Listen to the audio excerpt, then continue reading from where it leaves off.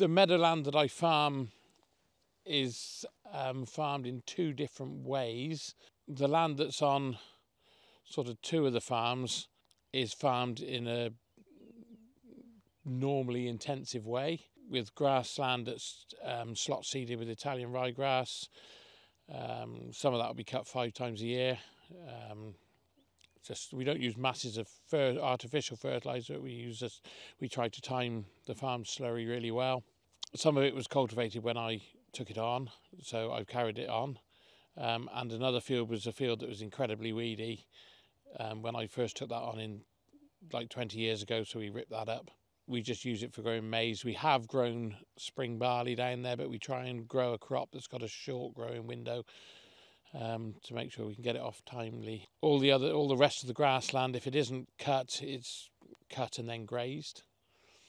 And then a further couple of 100 acres of meadows are then farmed in a much more extensive way. No fertiliser, traditionally cut for hay in July and then grazed afterwards with cattle. And then another section of that is, again, it's not fertilised, but that's then just grazed with cattle right from the start.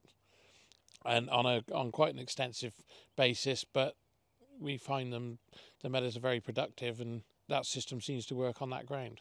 The decision making of when to apply slurry down here, in most years I wouldn't put slurry on the meadows until after first cut, normally because the ground's not suitable to travel or there's the possibility of flooding. So we'd hold off, put a small amount of artificial nitrogen on when we could, take the first cut, because and the other reason is often you've got a little bit too much leaf down here, and if you put slurry on it, that there's a chance that it wouldn't get off the leaf in time for when you cut the silage.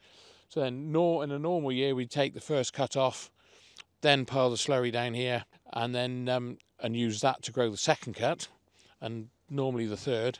But this year is very dry and it's come very warm and the grass has started to grow, and yeah, we've put slurry on the intensively farmed meadows.